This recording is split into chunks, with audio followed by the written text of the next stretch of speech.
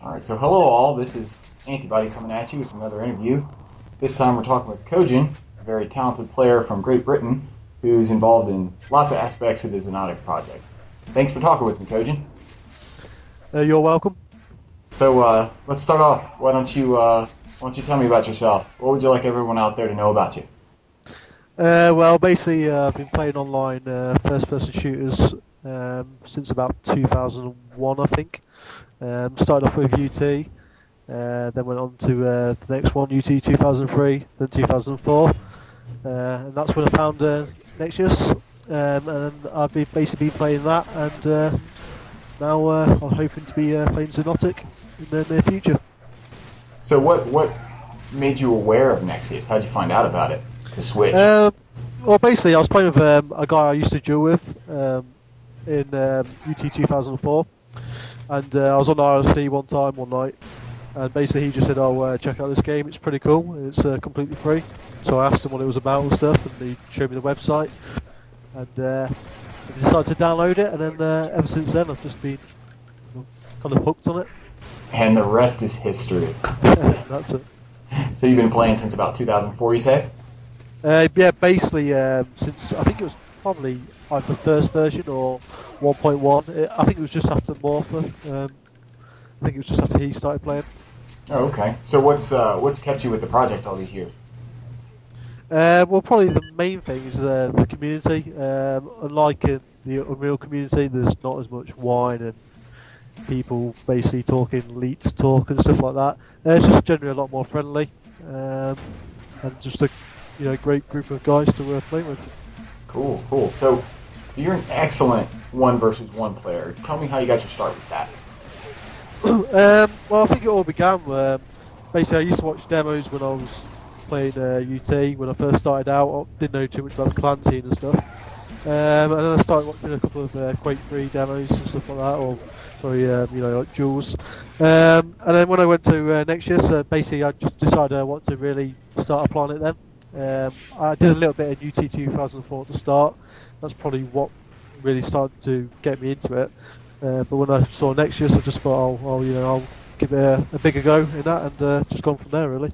Yeah. So were you able to take a lot of the experience you had with UT over into Nexius? Is a lot of the same aspects, defensive playing versus offensive playing? Do you find that applied to Nexius as well? Oh, definitely, without a doubt. I think probably the biggest thing is because I've got experience playing at a relatively high level in UT 2003 and 4. Basically, just stuff that's carried over, which is quite simple for me, but maybe not for others, like item controlling, timing items, weapons, getting into better position. Really, that's probably what I'm known for the most, my positioning. So I think that definitely helps. Yeah. All right. So aside from 1v1, you also do a little bit of racing, I understand. So tell us about your current movie project. Yeah, I kind of get this one quiet just because everyone knows that my movie projects tend to die a quite terrible death. But yeah, I put that trailer out. I've got demos from Honey Bunny, who's probably he actually is the best next run player without a doubt. A lot of good runs from him, a few from me. I'm trying to get some out of Fruity X, but he's kind of not obliging because he doesn't play at the minute. But hopefully that should be done either late this year, but it's probably going to be early next year. It's going to be quite a lot of effort. So. And you told me it's something like 40, like huge amount, so many gigabytes. You're running your own data center. Yeah, it's pretty ridiculous, of course. All right, so what would you consider some of the things that you need to improve upon in the game? Probably at the minute just playing, but if we're actually talking about what I actually do in game and stuff, probably listening a lot more. A lot of the time I get impatient, funny enough.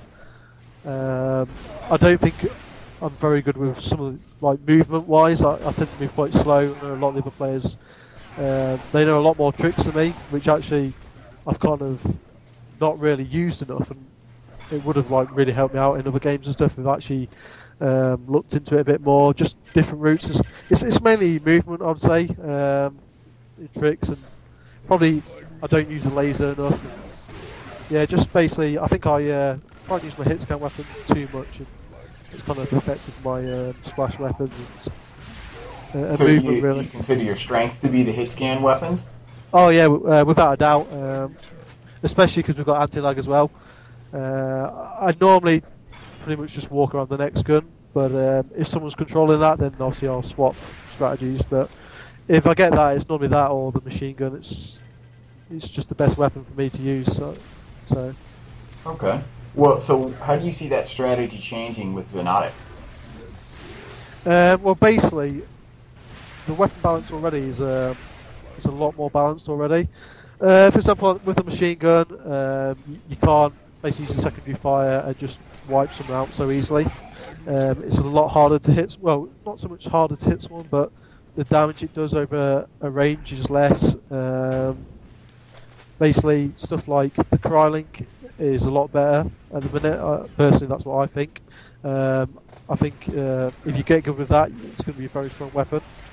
The rocket launcher is also very good. That's probably one of the best weapons now to counteract against the next gun because you can't just stand with the next gun shooting. If you get hit by a rocket, it really does do a lot of damage.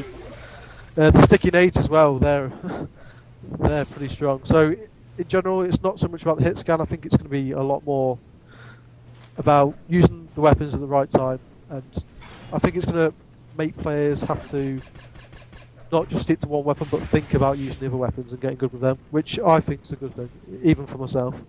Sure. Any type of learning curve to give some experience and new players more challenges, I consider that a good thing. So what other things are you looking forward to in Xonotic? Obviously, we're all looking forward to a new balance. Hopefully that'll be a little bit more evened out as opposed to the 2-5-2 settings. But what other things are you looking forward to? Well, I'm looking forward to playing some new maps, to be honest with you. I hope that the community takes to the new maps that are being developed by people. And obviously, I'm going to look forward to playing the old ones as well. But I'm hoping that the new maps really do get a good going over. And I'm quite looking forward to see whether assault or the assault mode gets done or not. I think that could be really interesting. I'm not too familiar with that game mode. Tell me about that. Well, basically, I think it's going to be similar-ish to the UT assault mode. It's basically you have two teams, attackers and defenders, and the attackers have objectives to complete, or for example, they might have to blow up, I don't know, a generator or flick a switch or something, and then it leads them onto the next part of the map. And basically, the defenders have to defend certain parts of the maps, and if the attacker breaches one bit, the defenders will then go to the next objective and start defending that. And it's basically, if the attackers complete it in a certain time, that's the map done, and then you swap teams, and then the defenders are now attacking, and they have to beat that time. It's really good, actually. It's really good fun. Oh, pretty cool.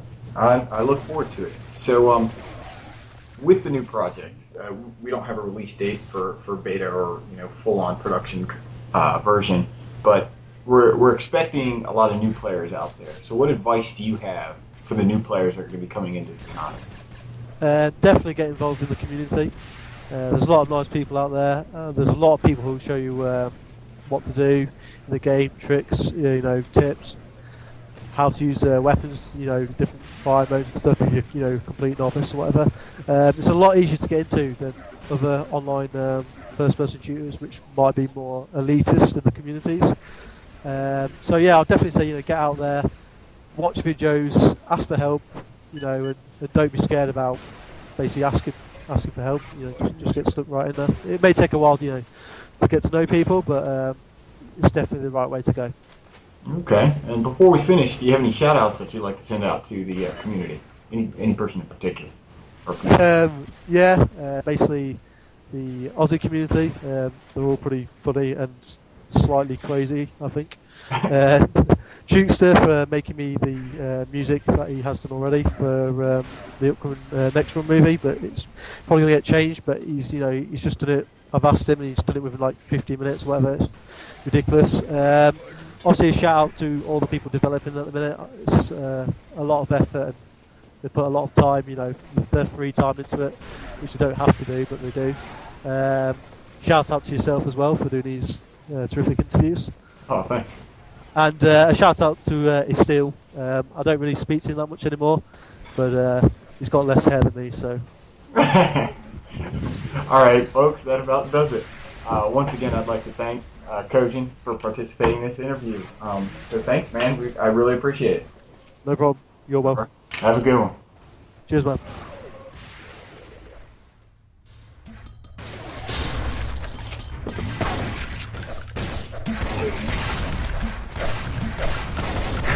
Flag taken. Flag taken.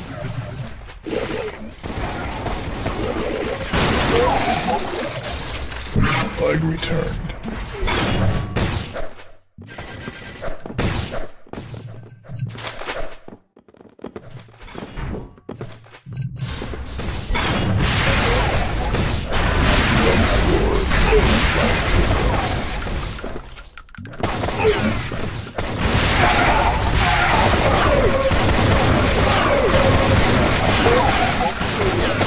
Flag returned.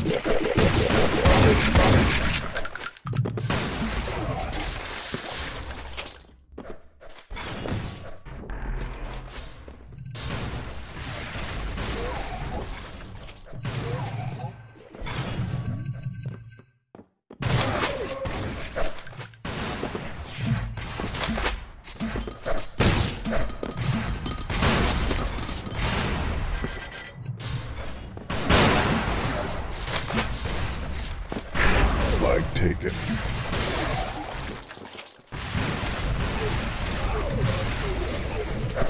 Flag returned.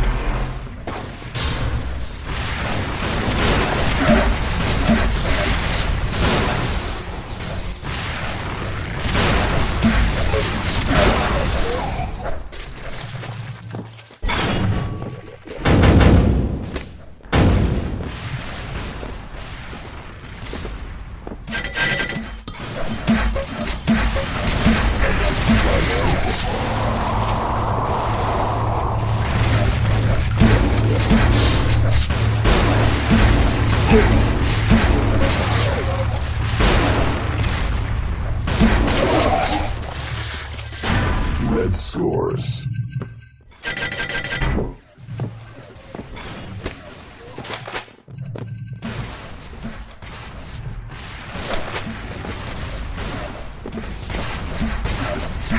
Flag taken. Flag returned.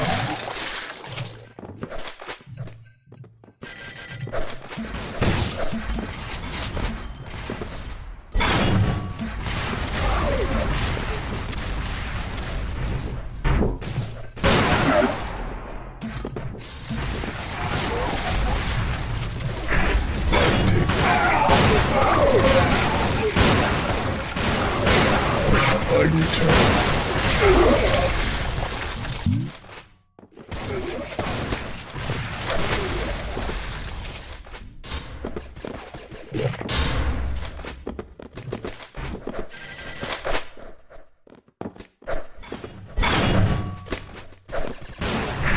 Flag taken.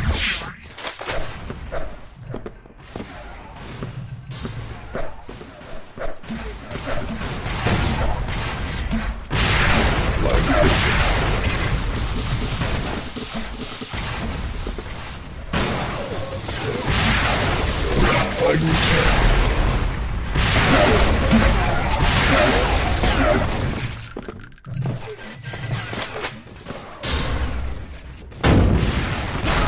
Blue scores.